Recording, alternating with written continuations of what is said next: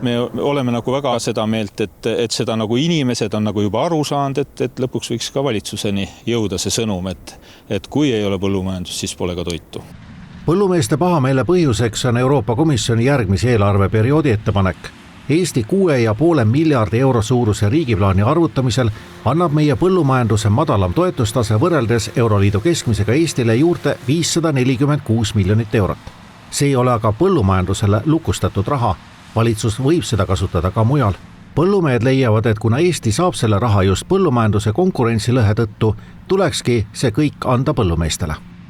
Me oleksime ikka seda meelt, et see võiks sattuda õigesse kohta ja saaks need osad ka paremaks, et küllap meie toimetame ja püüame nagu toime tulla, aga tahaks, et sellest oleks tulu ka teistele, et meie suudame põllumajanduse toidutootmine ennast paremini teostada, siis on ju meil ju toit ja puhtam ja kvaliteetsem toit on siin Eestimaa meie oma inimestele pakkuda.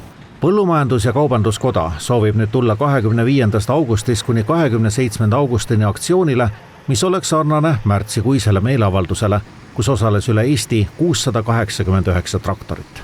Me oleme selleks valmis. Kindlasti meil on selline natuke keeruline aeg, aga prioriteerid tuleb ikka paika panna, et oleme valmis ikka. Põhimõtteliselt kiire töö kõrvalt tuleb ikkagi seal Toompeal ära käia, kui muud moodi hakkama ei saa.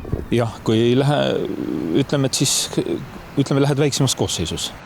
Põllumeesteni on jõudnud info, et põllumajandusele ja toidutootmisele võidakse 546 miljonist suunata vaid 295 miljonit.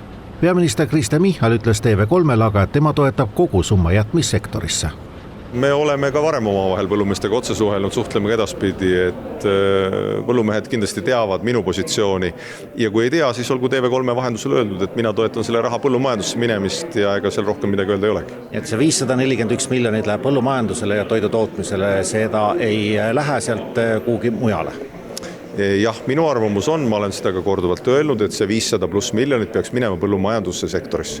Rahandusministeeriumi kinnitusel pole valitsus rahajaotust veel otsustanud, kuid praegune ettepanek on suunata põllumajanduse ja toidusektorisse 420 miljonit eurot, mitte kogu summat. See ei pruugi olla siiski lõplik summa, sest osa raha otsustatakse alles hiljem. Põllumajandus ju teab, et mina toetan selle raha põllumajandusse minemisest ja ma arvan, minu uks on alati avatud, nad võivad alati tulla, võime sellest rääkida ja kui nad soovivad seda kuidagi avalikkusele teada anda, ega mul selle vastu midagi ei ole. Nad on kenad inimesed ja seda alati korrektselt teinud. Te rõhutate alati, et teie arvamus on, et kas valitsuses on siis ka teistsuguseid arvamusi?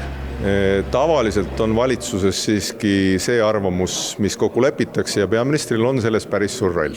Valitsus alustab eelarve kõnelusi samal ajal, kui algab põllumeeste aktsioon. Põllumajandusküsimuseni jõuab valitsus 26. augustil ehk järgmisel päeval.